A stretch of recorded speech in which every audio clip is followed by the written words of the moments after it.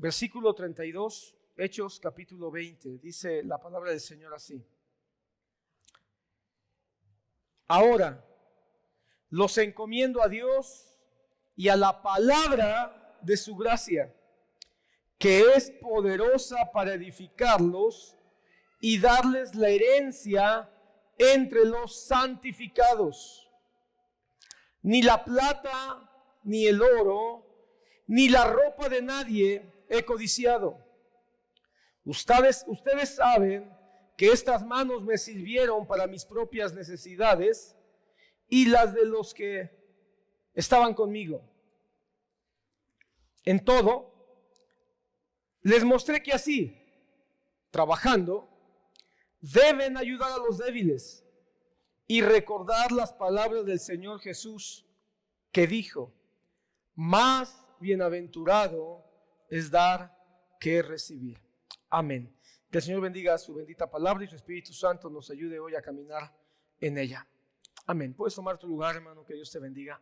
Fíjate que hace unas semanas nos visitó el hermano Raúl Pérez. Él está sirviendo al Señor en la ciudad de Metepec, Estado de México, ahí muy cerca de Toluca. Y él estuvo con nosotros hace ya varios años, antes de que se fuera a vivir allá. Él estuvo con nosotros, él fue anciano de nuestra iglesia.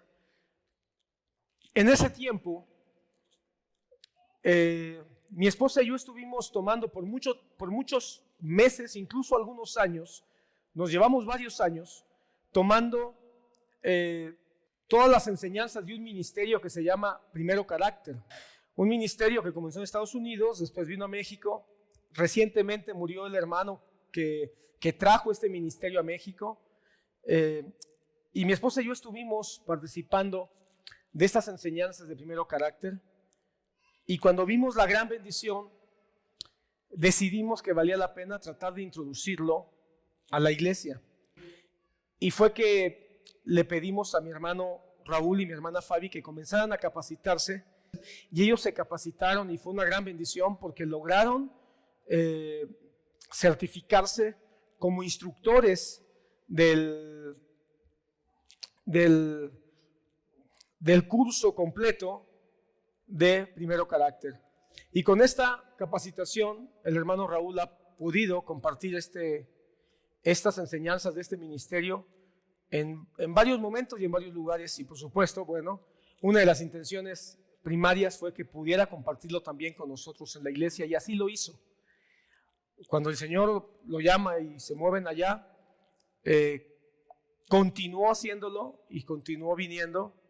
Es un curso que está fundamentado en dar a conocer 52 características que tenía el carácter de Cristo y cómo podemos nosotros aprender de eso en nuestra vida diaria, en nuestra vida familiar, laboral, social, y formas muy prácticas para poder nosotros entenderlo.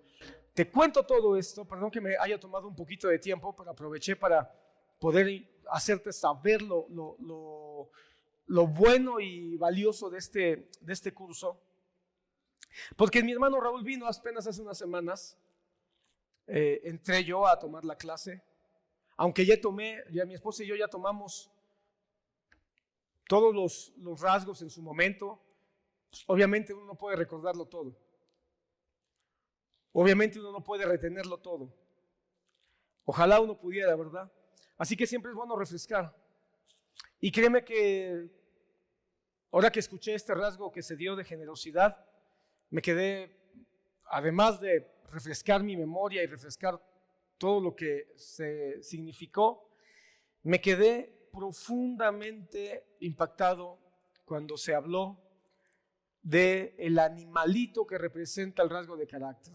Algo que es muy hermoso este ministerio es que te habla de personajes de la historia que modelaron el rasgo de carácter. Por supuesto te da la definición, te da lo que significa, pero también te muestra un personaje de la historia y un animal de la naturaleza, porque Dios ha dejado todo en su creación, nos ha enseñado o nos enseña todas las cosas a través de su creación. Así que hay un animalito que puede representar cada uno de los rasgos de carácter. Y en esta ocasión el animalito que se habló, que se platicó, fue el pelícano. El pelícano. Y después de que terminó la clase y se habló de la generosidad y de este animalito, no me quedé conforme y busqué un poquito, no te puedo decir que de manera exhaustiva, te mentiría, pero sí busqué un poquito más acerca del pelícano y me quedé sorprendido. Porque descubrí algo que sinceramente yo no lo sabía, quizá habrá quienes sí, pero algo que yo no sabía. Y es que el pelícano es un animal, es un ave que históricamente ha sido tomado como un símil, un símbolo de Jesucristo. Resulta, hermano, que el pelícano aparece en vitrales de catedrales medievales. El pelícano aparece en escudos de la nobleza europea.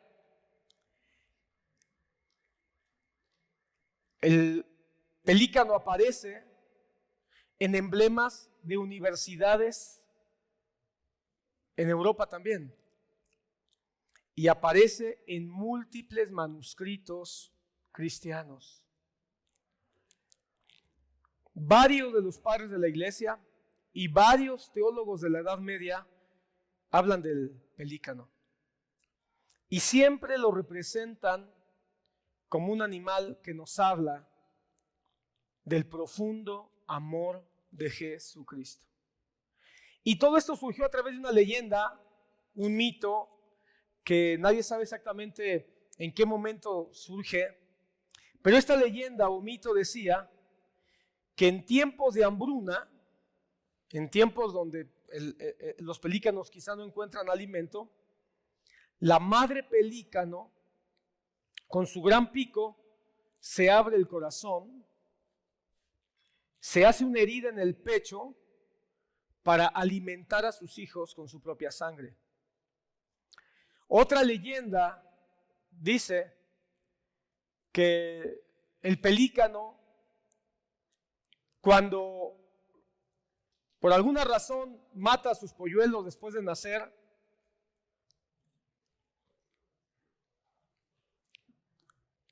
el pelícano o el pelícano en esta leyenda que mata a sus pelícanos, después de 3 días el pelícano se hace una herida en el pecho y la sangre de su pecho que brota hace que sus polluelos vuelvan a vivir.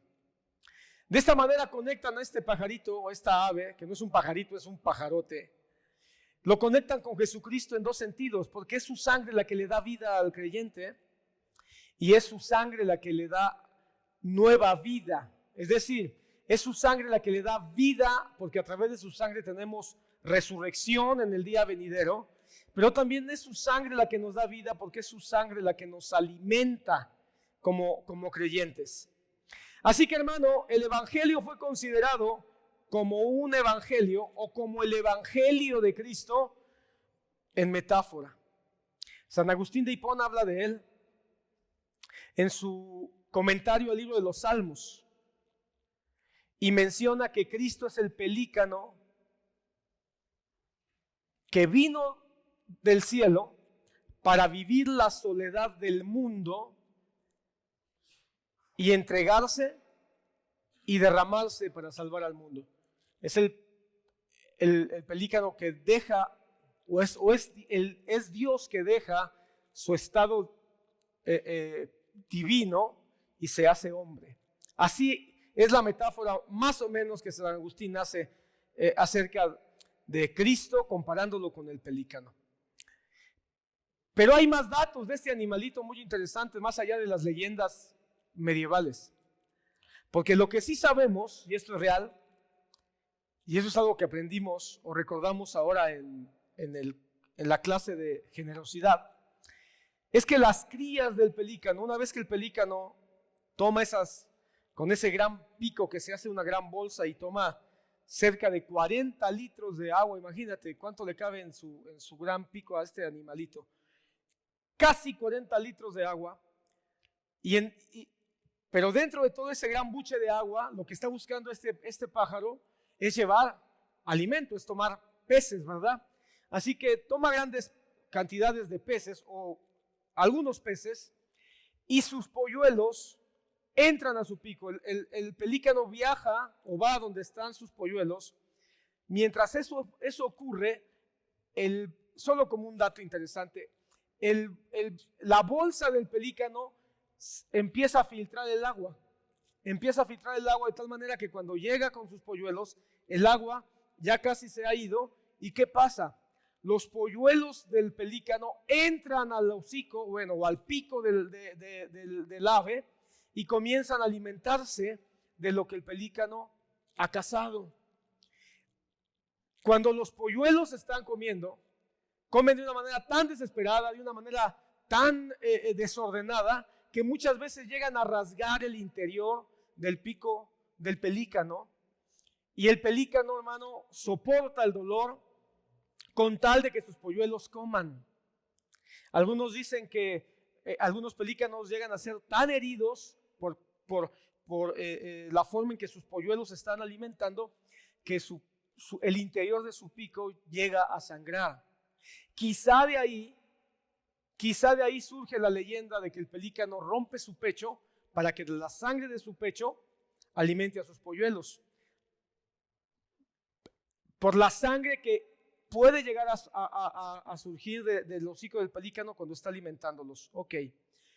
Eso nos habla entonces de una... nos habla de esa disposición a dar, aunque dar cause dolor. Ok. Algo que también nos enseñaron que se me quedó muy grabado es que además de alimentar a sus polluelos o darle a sus polluelos, también le da a sus enemigos.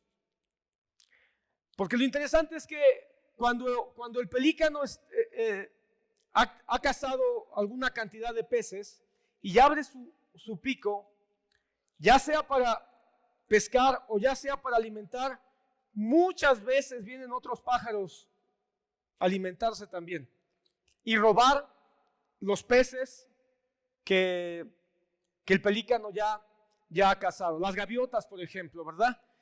Aprovechan y de manera rápida toman los peces, muchas veces dejando al pobre pelícano sin peces en su hocico. ¿Y qué es lo que hace el pelícano? Se llena de coraje, se llena de resentimiento, de odio y arremete contra las gaviotas. No hace eso. Lo que hace el pelícano es sencillamente dice, bueno, tendré que ir por más. Y vuelve a buscar alimento. Es decir, alimenta, da hasta a sus enemigos y no espera ningún tipo de gratitud por ello. Alimenta hasta a sus detractores y no guarda resentimiento por ello. Sencillamente, de alguna manera nos habla de un animal que disfruta dar, sea a los suyos o aún a sus propios enemigos. Quizá por eso, si tú buscas un poquito en la historia, al pelícano se le llama el Cristo de las aves. No porque se parezca a Jesús, ¿verdad? O a Cristo con sus alas extendidas, que algunos dicen que al igual que el albatros, que por cierto son dos pájaros familiares, el albatros y el pelícano cuando vuelan parecieran en lo lejos, parecieran una cruz. Pero no es por eso, es por su generosidad. Y es aquí, hermano, donde toma sentido el texto que acabamos de leer. Porque si en la naturaleza hay un animal que nos puede ayudar a entender el versículo de Hechos capítulo 20, ese es el el pelícano. Más bienaventurado es dar que recibir. Yo quiero que veas el pasaje rápidamente. El pasaje de Hechos capítulo 20 es Pablo despidiéndose de Éfeso. Él se está despidiendo y él sabe que quizá no vuelva a regresar a Éfeso.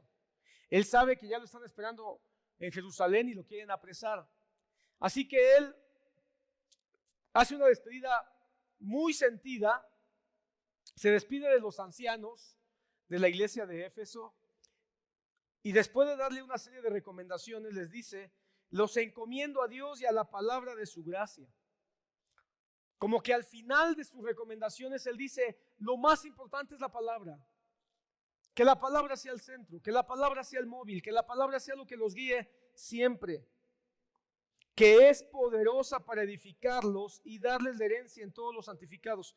Hermano, hay detalles que no pueden ser pasados por alto, sino que tienen que ser observados con mucha atención. No los entrega la música, no los entrega al evangelismo, no los entrega al servicio propiamente, los entrega a la palabra. Porque nada tiene sentido si la palabra no está adelante. El evangelismo tiene sentido si la palabra se da. El servicio tiene sentido si se hace conforme a la palabra. Aún la música tiene su relevancia si la palabra es lo que lo respalda. Los encomiendo a la palabra. Tampoco les dice: los encomiendo a un apóstol o los encomiendo a un profeta. Los encomiendo a la palabra. La palabra es lo que nos cubre, nos protege, nos guía, nos dirige, nos soporta. Pero después de eso dice: ni la plata, versículo 33, ni la plata, ni el oro, ni la ropa de nadie codiciado. Qué interesante que después de dar una serie de recomendaciones tan importantes como los encomiendo a Dios y a la palabra, mete un asunto que tiene que ver con finanzas, que tiene que ver con dinero, que tiene que ver con cosas materiales. ¿No te parece interesante? ¿Por qué tiene que hablar de plata? ¿Por qué tiene que hablar de dinero el apóstol Pablo? Y lo hace de una manera muy interesante.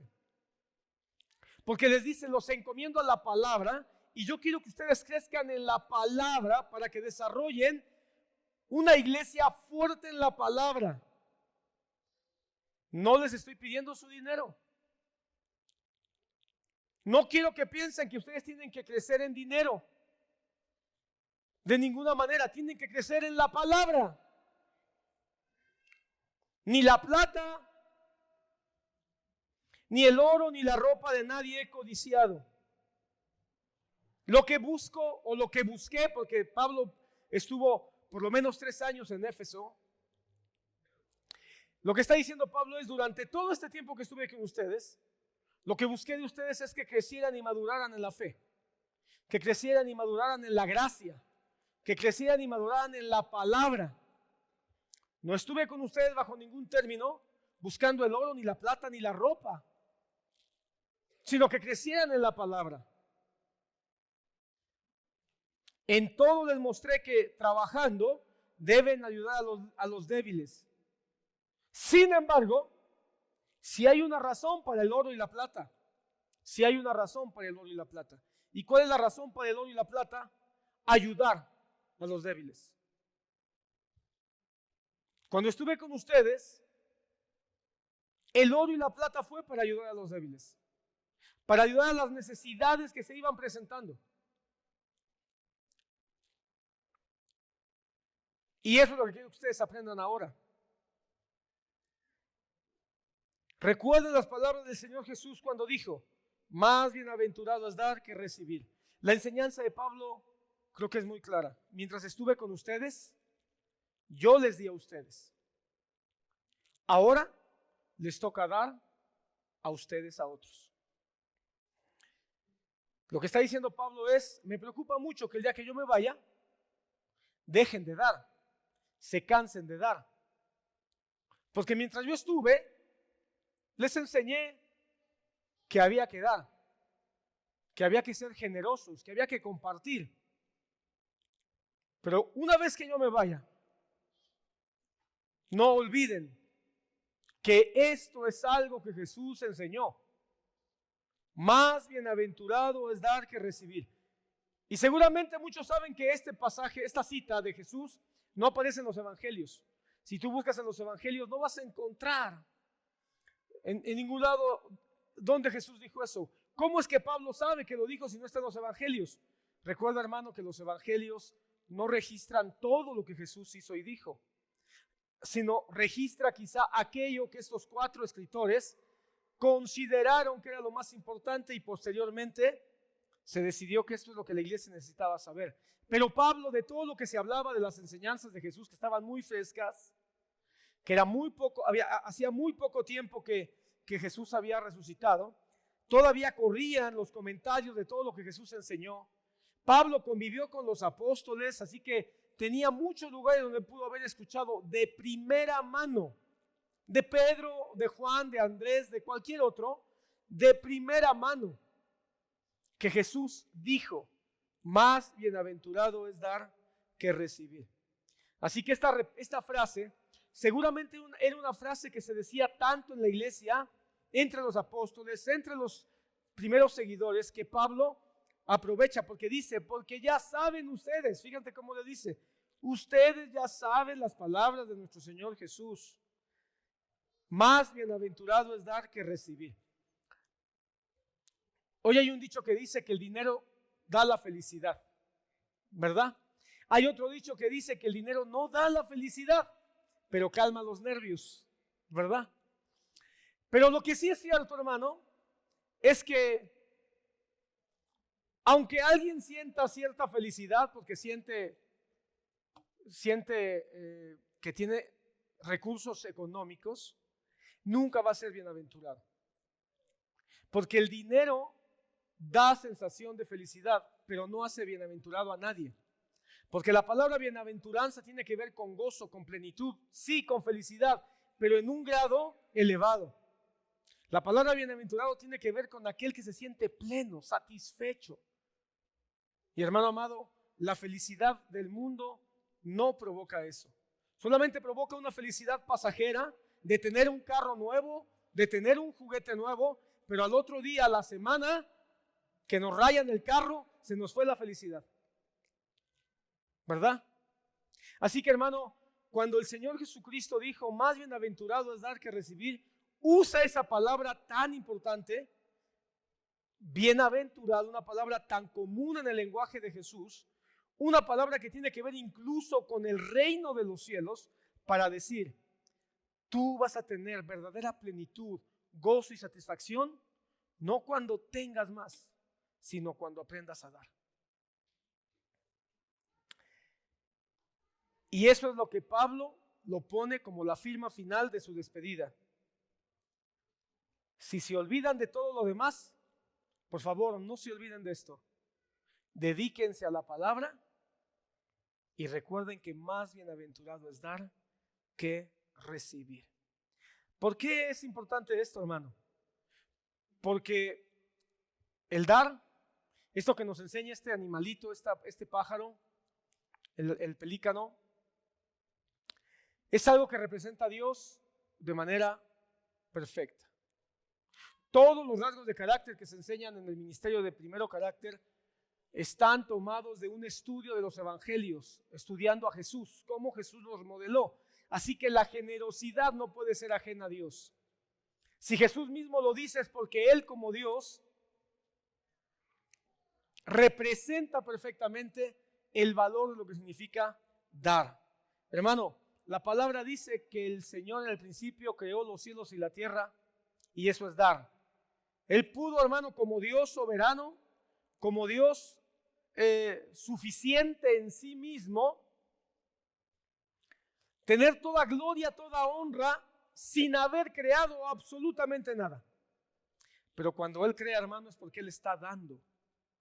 Cuando Él empieza a hacer el sol, la luna, las estrellas, los mares, los animales, todo lo que el Génesis 1 nos dice, Él está dando. La palabra dice que cuando creó al hombre, lo formó de la tierra y dice que sopló aliento de vida.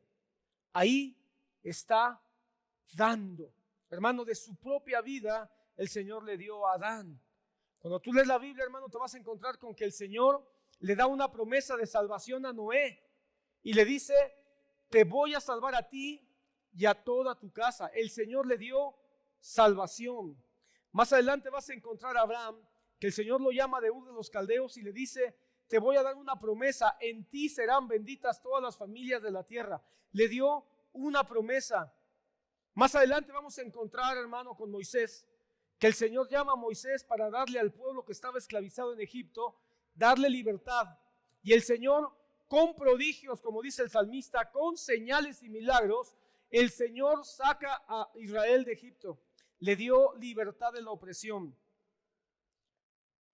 Y podríamos continuar. Dios le da a David una promesa de un reino eterno que se cumpliría en Jesucristo. Y en Cristo mismo, hermano, hemos recibido nosotros salvación y vida eterna.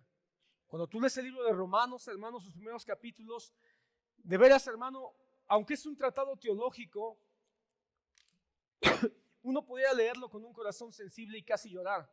Cuando el apóstol Pablo nos dice que el pueblo de Israel, la raíz original, la vid original, fue desechada para que la iglesia, los gentiles, fuéramos insertados dentro de la vid.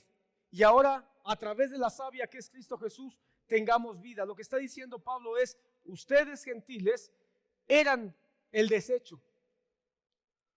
Y Dios los tomó y les dio la oportunidad de recibir la misma promesa. Así que, hermano, Dios nos dio a nosotros vida eterna. Nos ha dado su palabra bendita para que sea nuestra guía. Nos ha dado su Espíritu Santo para que a través de los dones nosotros podamos edificar la iglesia. ¿Para qué son los dones? Según Romanos 12, según Corintios 12, según Efesios 4, ¿para qué son los dones? Para edificar a la iglesia. Los dones, hermano, no son collares, no son anillos, no son alhajas. Algunos ven los dones del Espíritu Santo como que si fueran alhajas para presumir. No, hermano, los dones más bien son como un martillo, como un desarmador, como unas pinzas. Son más bien herramientas que se tienen que ensuciar para edificar. Y Dios nos lo dio. Bueno, ¿qué estoy tratando de decirte con todo esto? Que Dios da. Me encanta Juan 3:16 porque nos permite entender esto en plenitud y en una dimensión máxima. De tal manera amó Dios al mundo que ha dado.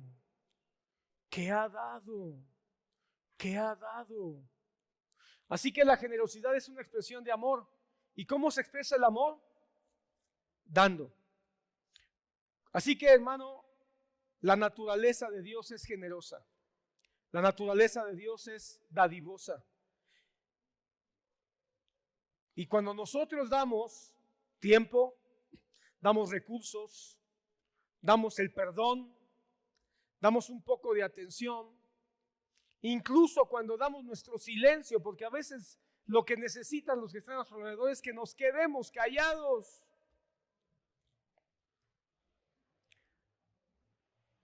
Cuando damos, no estamos nada más modelando un rasgo de carácter, estamos imitando al Creador.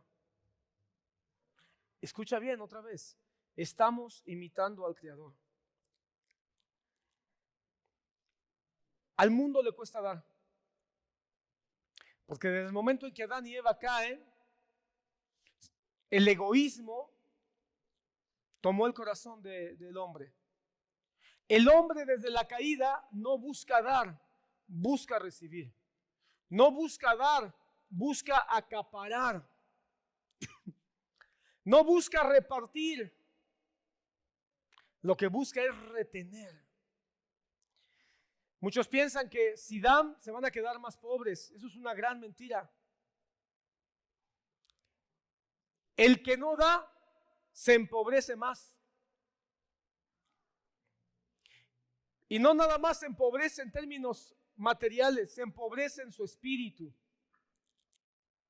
La generosidad, hermano, por supuesto que no es un desprendimiento irracional. Cuando estudiamos el rasgo de carácter también nos enseñaron que la generosidad también requiere observación, también requiere administración, porque tampoco la generosidad es dar sin ton ni son. El Señor Jesucristo vino a dar, pero no vino a dar así de manera torpe. El Señor vino a dar a los que Él había escogido, dice Romanos capítulo 8. Él vino a salvar a los que eran suyos, a los que Él determinó, dice Efesios capítulo 1, según el beneplácito de su voluntad. Así que también el dar tiene una razón. Donde está la necesidad, donde veo la necesidad y donde he comprobado la necesidad. Así que la generosidad también nos llama a tener una buena administración de lo que se tiene para poder observar y dar con sabiduría. Lo que sí podemos saber es que cuando nosotros damos, nos parecemos a Cristo. Y cuando retenemos, nos parecemos al Adán caído. Esa es parte de la respuesta del altar de Caín y de Abel. Porque uno dio con gozo y con alegría, y el otro dio esperando recibir algo a cambio. Y esto nos lleva, hermano, a un análisis más detallado del camino de la generosidad. Porque ya entendimos que esto es algo que el Señor nos enseña. El Señor Jesús nos dejó como algo importante. Es mejor dar que recibir. Más bienaventurado es dar que recibir. Ya vimos, hermano, que Dios es el primero que ha dado, siempre ha dado, y nadie le cansa a Dios, nadie le gana a Dios a dar. Sin embargo, nosotros necesitamos una guía, un camino para poder hacerlo. Acompáñame a 2 Corintios capítulo 8. 2 Corintios capítulo 8.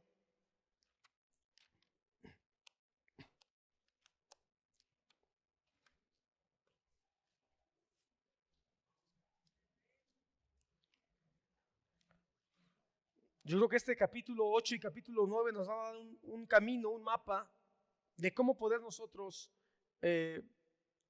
modelar la generosidad como cristianos.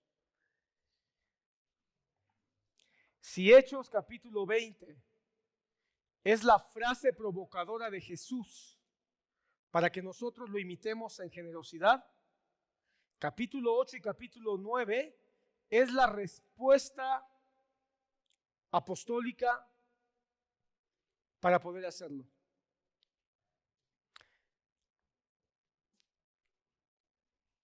Capítulo 8, versículo 2 dice, voy a leer la versión NBI, me gusta ese versículo, solo ese versículo, el versículo 2, lo quiero leer en la versión internacional. En medio de las pruebas más difíciles, su desbordante alegría y su extrema pobreza abundaron en rica generosidad. Está hablando de las iglesias de Macedonia, que las iglesias de Macedonia tenían pruebas difíciles. Sin embargo, en medio de sus pruebas difíciles, desbordaban de alegría. Y aún en su extrema pobreza, abundaron en rica generosidad. Lo que está diciendo Pablo, hermano, es muy claro. Nadie es tan pobre que no pueda ser generoso. Nadie puede decir, no tengo, que no pueda dar algo. Porque aquel que es cristiano, de la mano de Dios ya recibió algo. Y porque ha recibido algo de la mano de Dios, puede compartirlo con alegría con los demás. Este primer versículo, hermano, ya nos deja ver el carácter o el espíritu de todo el capítulo 8 y el capítulo 9. Todo el carácter del capítulo 8 y 9 nos va a hablar de dos cosas. Uno, gran gozo, y dos, libertad. Gran gozo y libertad. Dos obras que el Espíritu Santo hace en nuestro corazón. Solo el Espíritu Santo, hermano, nos puede dar gran alegría. Y solo el Espíritu Santo nos puede dar gran libertad. Pero vamos a explicarlo un poquito más despacio.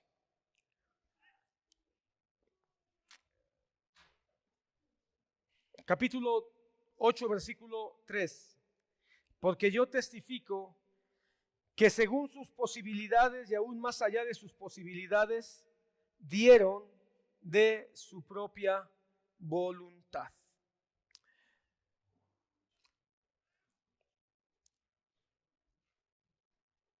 Lo primero que quiero subrayar es que está hablando de dinero o de recursos materiales. De eso está hablando Pablo. Aunque esto se puede trasladar a muchos ámbitos, está hablando de recursos materiales sin duda.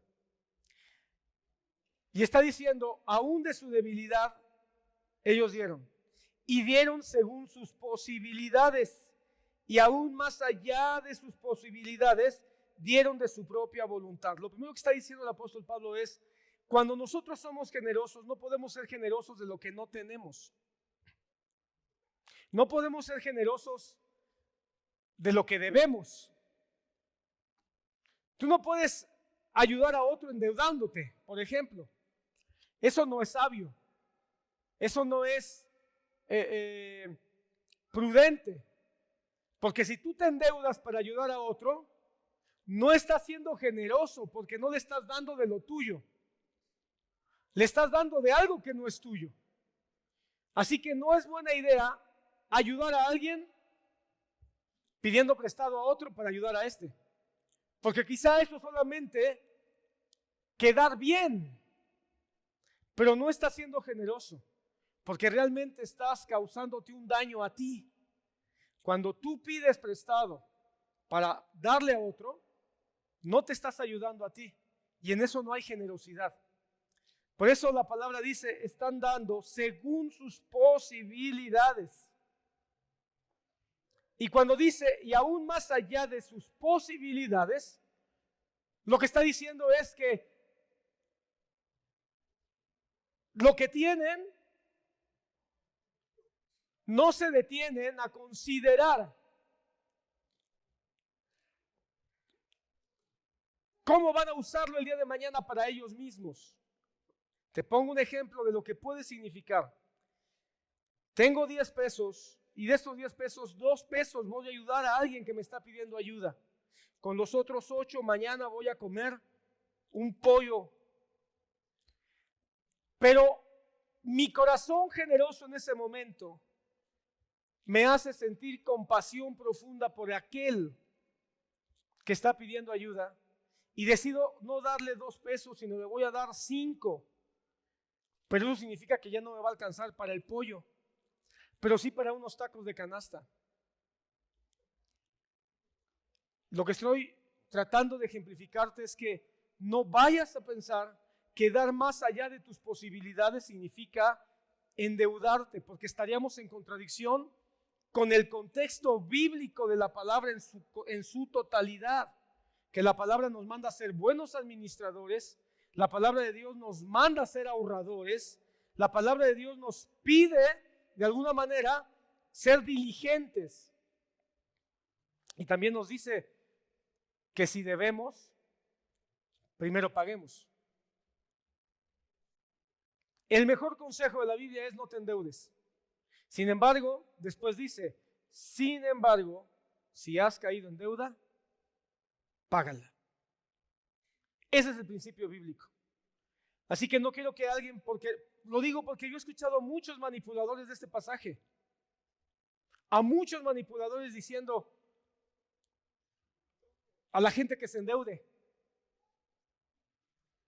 Hace no mucho vi un video de un tipo, un pseudo pastor, un pseudo profetucho, que lo tomaron en video donde le está diciendo a un hombre en un culto de estos, de la doctrina de la prosperidad, y le está diciendo con esa voz que ellos usan, ¿verdad? Que impostan la voz para sonar más dramáticos. Y le está gritoneando y le está diciendo, Dios me ha dicho que tú me vas a dar un auto. Y quizá no tienes para dármelo, pero puedes sacar un crédito para que me des una, y todavía se atreve a decirle la marca y el modelo. Hermano, caminemos con él, por más que haya un ambiente místico que te haga sentir corriente eléctrica por el cuerpo, por favor. La palabra dice que nuestro culto tiene que ser racional. No sabes cómo me ha salvado mi fe. Romanos capítulo 12. Que vuestro culto sea racional. Sí, que haya emociones. Está bien que sintamos algo, pero no puede ser la base del culto. Que vuestro culto sea racional. Así que si viene un cualquiera a decirte que sintió de parte de Dios y que le está hablando el Espíritu para decirle que tienes que darle un carro último modelo, una camioneta de lujo último modelo, y que no importa que te tengas que endeudar y quedarte sin nada con tal de que tú cumplas la voluntad de Dios, está mintiendo. Uno, porque primero nos tenemos que dar a la palabra de Dios, no de un profeta de cuarta. Y segundo, porque el Espíritu dice que sí, des con generosidad, pero de lo que tienes, no de lo que no tienes. Y cuando nos invita a dar más allá de nuestras posibilidades, nos está hablando de aquello que tenemos. Y esas posibilidades quizá se refieren más al trabajo que podemos hacer que a endeudarnos.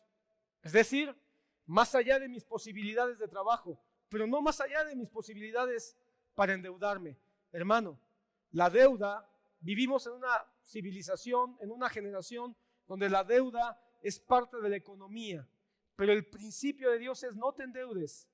Y si te endeudas, paga. ¿Qué significa eso? Que la mejor manera de poder compartir con otros, número uno, es sin deudas, y número dos, es de lo que tienes, que sí puedes dar. Así que la próxima semana que vamos a recoger una ofrenda de acción de gracias, es de lo que Dios te dio todo este año. Ahora, ¿qué pasa si alguien dice, pues lo que Dios me dio todo este año, pues ya me lo gasté? Porque tenemos una mala cultura como latinos, hermano. Tenemos una mala cultura y tendríamos que cambiar nuestra cultura latina y conocer más de la cultura bíblica. Y la cultura bíblica nos enseña a ahorrar. Otro día te hablaré de los pasajes que nos invitan al ahorro. Son pasajes bien interesantes. Pero el Señor quiere que aprendamos a dar. Ahora, alguien dirá, pues yo ya me acabé todo. De lo que tengas. De lo que tengas, da. Pregúntale al Señor en tu corazón, ¿cuánto puedo dar como una ofrenda especial para los proyectos, para los propósitos de mi iglesia, de ayudar a otros y de ayudar a mi iglesia el próximo año? Y lo que estoy tratando de decirte en el culto de hoy es que tienes que buscar en tu generosidad. Nadie tiene que dar por obligación, ni tiene que dar de lo que no tiene, de lo que tienes. De lo que tienes de tu quincena, de lo que tienes de tu aguinaldo, de lo que tienes de tus ahorros. Si el Señor te mueve a dar con generosidad, está bien hacerlo. Sin embargo, el principio es, los macedonios lo dieron porque tenían gran alegría. Si a alguien le duele en su corazón, no tiene la fe para ser generoso todavía. Porque yo testifico de sus posibilidades y aún más allá de sus posibilidades, dieron de su propia voluntad. Esto es muy importante. Dieron de su propia voluntad. Nadie tiene que ser coaccionado a dar. Nadie tiene que ser presionado a dar. Una vez más, estos cultos de la doctrina de la prosperidad que tanto daño le han hecho y siguen haciéndole. Dé el billete más grande hasta que le duela. ¿Por qué tiene que darnos hasta que nos duela? ¿Has escuchado esas voces? Es que usted tiene que darle a Dios hasta que le duela. ¿Por qué? Si la palabra dice que tiene que ser de mi propia voluntad. Y ciertamente el sacrificio es dar. Pero no necesariamente tengo que sentir una aflicción, una angustia. La palabra dice en el Nuevo Testamento, el apóstol Pablo nos dice que tiene que ser con alegría. ¿Tú crees que a Jesús le dolieron las heridas en su cuerpo? Sí, pero tenía más alegría que dolor. Era más grande el gozo, dice la palabra en Hebreos, que por el gozo puesto delante de él subió a la cruz. Así que no te equivoques. Aunque ciertamente tuvo dolor en su cuerpo, fue más grande el gozo, porque sabía, número uno, que estaba cumpliendo la voluntad del Padre. Número dos, hermano, que estaba destruyendo la separación del hombre con Dios. Y número 3, nos estaba viendo a ti y a mí, que estábamos siendo acercados por el Espíritu Santo y su sangre preciosa en reconciliación con el Padre. Así que, hermano, eso es el gozo. ¿A cuántos padres que quizás no tienen para comer mucho, solamente compraron, eso yo lo he dicho muchas veces, solamente tuvieron para comprar una torta, pero tienen 3 hijos? Así que prefieren dividir la torta en 3 pedazos y ellos no comer. ¿Les va a doler el estómago? Sí, les va a doler, porque tienen hambre. Pero es más su gozo y su alegría de ver que sus 3 hijos tienen algo que llevarse a la boca. Así que cuando hablamos de que nos tiene que dar hasta que nos duela, no es el dolor solamente lo que nos tiene que marcar, es la alegría y el gozo que tenemos. Así que, hermanos, si alguien va a dar, que sea de su propia voluntad. Nadie tiene que sentirse ni obligado ni coaccionado para poder darle al Señor. Este es un llamado. Hoy es un culto donde el llamado es un llamado a la generosidad, no a la obligatoriedad.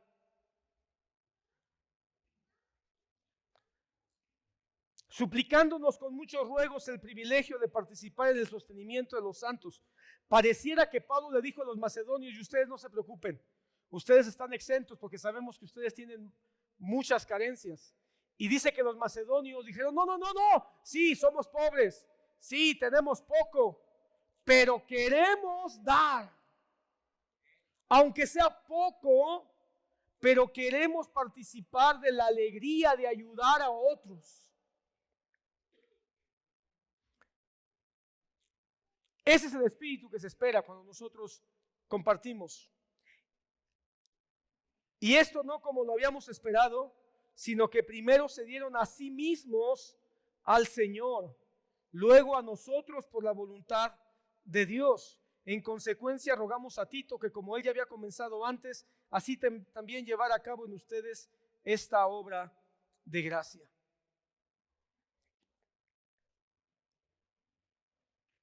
Pero así como ustedes abundan en toda fe, en palabra, en conocimiento, en toda solicitud y en el amor que hemos inspirado en ustedes, vean que también abunden en esta obra de gracia. Y aquí el apóstol Pablo, el versículo 7, conecta espiritualmente la generosidad, porque nos dice: pero quiero que entiendan que la generosidad no es solo financiera. Ya hablamos de dinero, ya hablamos de cómo los macedonios quieren dar con alegría, con libertad, de lo que tienen, no de lo que no tienen, según sus posibilidades y aún más allá de sus posibilidades, y de manera voluntaria. Pero el dar y la generosidad tiene una conexión también no solo con dinero, sino con la fe. Ustedes pueden dar con fe. Ustedes pueden dar palabra, pueden enseñar a otros. Cuando ustedes enseñan a otros, están siendo generosos, con conocimiento, compartiendo lo que ustedes ya aprendieron, lo que ustedes ya saben. Eso también es generosidad. Cuando ustedes consuelan a otros, cuando ustedes predican el evangelio para que otros vengan al Señor, todo eso es generosidad. Y los mismos principios para la generosidad financiera es para la generosidad espiritual. Es decir, tiene que ser voluntaria, no obligada. Por eso a nadie se le puede obligar a servir. Tiene que ser con alegría, con gozo, el gozo de poder ayudar a otros, de poder compartir, enseñar, consolar, evangelizar, no con enojo, no con queja, no con reproche. Y de manera voluntaria, no porque sienta que me están obligando. No. Tú tienes derecho a decirle al pastor: no quiero, pastor. Tienes todo el derecho. Y no pasa nada, hermano. O no puedo. Y no pasa nada. Porque debemos entender que todos estamos aquí porque queremos. Porque el Señor nos ha dado un corazón dispuesto a hacer su obra en el lugar donde Dios nos ha puesto. Porque amamos a Dios, porque amamos su palabra y porque amamos a nuestros hermanos. Mira lo que dice el versículo 8. No digo esto como un mandamiento, sino para probar por la solicitud de otros también la sinceridad del amor de ustedes. Mira, hermano, qué interesante versículo. No piensen que yo estoy hablándoles de la generosidad de los macedonios porque quiero que esto se convierta en un mandamiento para ustedes, dice Pablo. No, no, no. Yo quiero que vean cómo Dios actúa en el corazón de otros, esperando que en ustedes también haya la gracia de la generosidad, haya la generosidad por medio de la gracia de nuestro Señor Jesucristo. Es decir, no se sientan obligados, pero sí dense cuenta cómo hay hermanos que quizá no tienen todo lo que ustedes tienen, pero tienen más generosidad. Y eso también es un don de Dios. Porque conocen la gracia de nuestro Señor Jesucristo. Los macedonios conocen la gracia de nuestro Señor Jesucristo, que siendo rico, sin embargo, por amor a ustedes se hizo pobre, para que por medio de su pobreza ustedes llegaran a ser ricos. En otras palabras, este versículo 9 es la expresión en palabras de Pablo de lo que el Señor Jesucristo dijo: más bienaventurado es dar que recibir. Porque no hay persona más bienaventurada, no hay persona más feliz, no hay persona más llena de gozo, no hay persona más llena de plenitud que Jesucristo. Él es el que tiene el más elevado gozo de todos. Y dice aquí la palabra que siendo rico se hizo pobre para que nosotros llegáramos a ser ricos. Y la riqueza que Él nos dio es la riqueza de su gracia, la riqueza de su salvación, la riqueza de la vida que Él nos ha regalado. Así que Pablo está diciendo, vean, los macedonios ya entendieron eso. Ellos ya entendieron que Jesucristo dio todo para bendecir a otros. Y por eso ahora los macedonios quieren dar de lo que tienen para bendecir a otros. Ahora les toca a ustedes, si quieren, poder hacer lo mismo. Versículo que estamos 9, ¿verdad?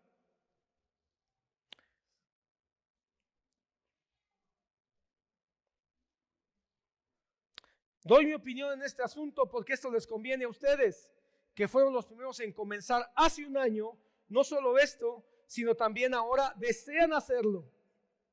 Ahora pues acaben también de hacerlo, para que como hubo la buena voluntad para desearlo, así también la haya para llevarlo a cabo según lo que tengan. Una vez más, otra vez, según lo que tengan. Pablo está diciendo, miren, esto es algo que desde hace un año ya sabíamos que iba a pasar. Desde hace un año ya sabían que íbamos a recoger esta ofrenda especial para ayudar a los necesitados. Y los de Macedonia se prepararon. Es interesante, hermano, que se hagan ofrendas con tanta preparación y que haya un registro de eso. Me parece increíble. Me parece increíble que el apóstol Pablo haya dejado registrado que desde hace un año hubo el deseo, y no solo el deseo, sino también el comenzar a hacerlo. En los de Macedonia eran pobres,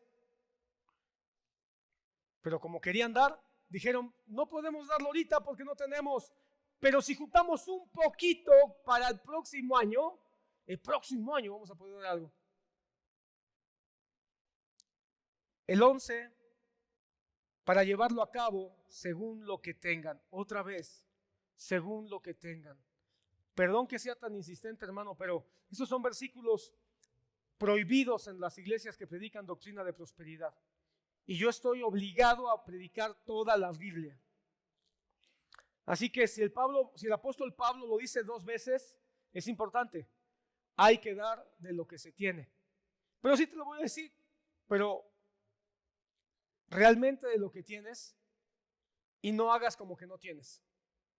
Eso también hay que decirlo.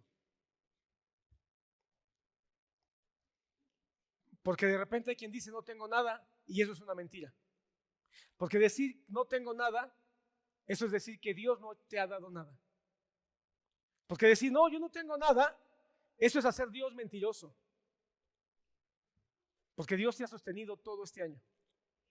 Te ha conservado, te ha dado por lo menos un pedazo de pan y un vaso de agua. Porque si hay buena voluntad, se acepta.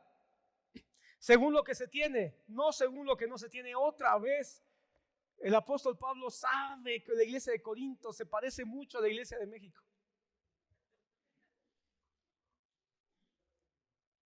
Muchos dones, mucha palabra, mucha doctrina, mucho conocimiento, pero bien criticones. Así era la iglesia de Corinto. Así que el apóstol Pablo una vez más dice, otra vez, no hay obligación. Si alguien no quiere, no, pues no pasa nada, no se vaya al infierno. Nadie se vaya al infierno por no ofrendar, ni por no diezmar. Que Dios nos libre de manipular el concepto del diezmo. Dios nos libre. No ganas más salvación por diezmar, hermano. No ganas más salvación por ofrendar. La salvación ya se pagó toda y completa en la cruz del Calvario. El diezmo y la ofrenda es el resultado de un entendimiento de lo que Dios ya dio por mí, ya hizo por mí. Y entonces yo en consecuencia quiero darle a su obra, a su iglesia, a su reino, mientras camine aquí en la tierra. Se acepta según lo que se tiene, no según lo que no se tiene. Esto no es para holgura de otros y para aflicción de ustedes, sino para que haya igualdad. En el momento actual, la abundancia de ustedes suple la necesidad de ellos, para que también la abundancia de ellos supla la necesidad de ustedes, de modo que haya igualdad. Como está escrito, el que recogió mucho no tuvo demasiado, y el que recogió poco no tuvo escasez. El principio de Dios no cambia. El Señor, cuando nosotros damos, de otra manera el Señor nos provee a nosotros también. Así que cuando nosotros compartimos tiempo, amor, compasión, atención, enseñanza, palabra o dinero, que todo tiene su lugar, su momento y su valor, el Señor no es deudor de nadie. Y lo que está diciendo, cuando ustedes dan, alguien más también va a compartir con ustedes. Eso es podríamos decirlo que es casi hasta una ley del reino. Pero no se queda ahí. El apóstol Pablo avanza al capítulo 9. Acompáñame al capítulo 9 en los pocos minutos que nos quedan. Versículo 9, versículo 1 dice: porque en cuanto a este servicio a los santos, está por demás que yo les escriba, pues conozco su buena disposición, de la cual me alegro por ustedes ante los macedonios. Es decir, que acá ya ha estado preparando desde el año pasado. El celo de ustedes ha estimulado a la mayoría de ellos. Desde el año pasado, el celo de ustedes ha estimulado a la mayoría de ellos. Pero he enviado a los hermanos para que en nuestra jactancia acerca de ustedes no se echa vana en este caso, a fin de que, como decía, estén preparados, no sea que algunos macedonios vayan conmigo y los encuentren desprevenidos, y nosotros, por no decir ustedes, seamos avergonzados por esta confianza. Así que creí, versículo 5, necesario exhortar a los hermanos para que se adelantaran a ustedes y los prepararan de antemano con su generosa ofrenda ya prometida, para que la misma estuviera lista como ofrenda generosa y no como por codicia. Pero esto digo, versículo 6, el que siembra escasamente, escasamente también segará, y el que siembra abundantemente, abundantemente también segará. El apóstol Pablo lo dice. Parece que para mí es una ley del reino de los cielos. El que da escasamente, escasamente, porque el que siembra escasamente le falta fe, o le falta amor, o le falta gratitud. Y todos esos, hermanos, obviamente va a afectar tu caminar, tu proceder. Y al afectar tu caminar y tu proceder, no es que sea una maldición. Sencillamente, hermano, no vas a tener ni el gozo, ni la alegría, ni el amor, ni siquiera para trabajar con dignidad.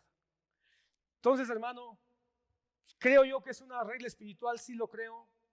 Creo yo que se refiere a que el Señor espiritualmente hace que abunde o sobreabunde, no nada más dinero, porque, hermano, sería lo más vulgar hablar que no, el Señor nos hace sobreabundar en gozo, en paz, en plenitud, en alegría.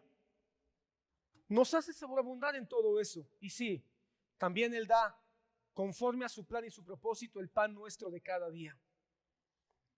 Sin embargo, hermano, el que abre sus manos las prepara para que pueda volver a llenar de lo que Dios nos da y poder seguir compartiendo con otros.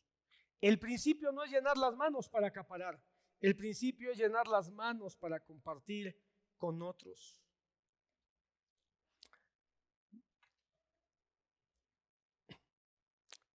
Entonces, hay una exhortación pastoral, pero no debe ser una manipulación. Si tú vas a dar, no busques dar esperando que recibas, aunque es un principio de Dios. Busca dar porque amas a Dios y a su obra. Versículo 11. Ustedes serán enriquecidos en todo, para toda liberalidad o generosidad, la cual por medio de nosotros produce acción de gracias. Porque la administración de este servicio no solo suple con plenitud lo que le falta a los santos. Mira, Pablo es bien claro. Me encanta porque el discurso de Pablo no es manipulador. Sí hay una bendición, sí hay un crecimiento de parte de Dios, sí hay gozo, hay paz, sí hay un beneficio, pero no es manipulador diciendo y puedes estar seguro que entonces te vas a convertir en millonario. No, Pablo es muy coherente en su exposición. Para la administración de ese servicio no solo suple con plenitud lo que falta a los santos, sino que sobreabunda a través de muchas acciones de gracias. ¿A qué me refiero? Él es muy claro y dice, no nos hagamos guajes, ni sobreespiritualicemos el asunto. Esto es para el fortalecimiento de las necesidades de los santos. Para eso es esta ofrenda. Para el fortalecimiento de las necesidades de los santos. Por eso yo soy muy claro. Esta ofrenda de acción de gracias sí es un momento para que tú puedas ejercitar tu generosidad, que es un rasgo de carácter. Pero para eso va a ser. Entonces, hermano, no te vayas con la idea de, wow, vamos a dar y vamos a recibir entrada al cielo gratuita. No, no son indulgencias. 13. Por la prueba dada a esta administración, glorificarán a Dios por la obediencia de ustedes a la confesión del Evangelio de Cristo y por la liberalidad de su contribución para ellos y para todos. Ellos, a su vez, mediante la oración a favor de ustedes, también les demuestran su anhelo debido a la sobreabundante gracia en ustedes. Gracias a Dios por su don inefable. La generosidad a Dios produce gratitud en otros, porque aquellos que se van a beneficiar con lo que tú traigas, van a dar gracias a Dios, porque van a saber que fuiste tú, pero por amor a Dios. Y entonces darán gracias a quien da la ofrenda, pero también darán gracias a Dios, sabiendo que de Dios vienen todas las cosas. Cuando tengamos ese oratorio, vamos a decir gracias a Dios, pero vamos a dar gracias a Dios igual que hicimos cuando compramos las pantallas o compramos el sonido o compramos este edificio. Gracias a Dios, pero también gracias a Dios que puso en el corazón de todo el pueblo la generosidad suficiente para que unos dando mucho, otros dando poco, pero cada uno dando conforme a su posibilidad, pudimos tener este regalo en el cual hoy podemos disfrutar. Llámese un edificio, llámese unas pantallas, llámese un oratorio, o llámese una despensa que se pueda dar a una familia en mayor necesidad que nosotros. Y termino, hermano, antes de orar. Seamos pelícanos, generosos. A veces nos va a doler, pero cuando veamos el beneficio imagínate si el pelícano tuviera la forma de razonamiento de nosotros, el ver que le duele cuando le muerden el interior de su pico, sus polluelos le rasgan los peces, sacuden lo que está ahí adentro, le duele. Pero el gozo de saber que sus hijos están siendo nutridos, yo creo que opaca todo lo que el dolor pueda significar. Y después ver que sus polluelos crecen, porque crecen muy rápido, hermanos, los pelícanos, y después de ver que en muy pocos meses ya son adultos y ya ellos empiezan a obtener su propio alimento, yo creo que esa madurez que se obtiene en sus pelícanos debe dar una gran satisfacción al pelícano, si el pelícano tuviera la conciencia que nosotros tenemos. Seguro, aunque no tiene una conciencia como la de nosotros, yo creo que el pelícano es feliz de ver cómo su esfuerzo, su trabajo y su generosidad puede ayudar a otros también a madurar. Y si tu amor, tu sacrificio y tu generosidad puede ayudar a que otros crezcan y maduren, y la obra que Dios está haciendo en este lugar por tantos años siga creciendo y también madurando, creo que eso te puede dar también alegría y satisfacción. Así que no celebremos solo lo que Dios nos da, celebremos lo que también podemos dar a otros. Amén.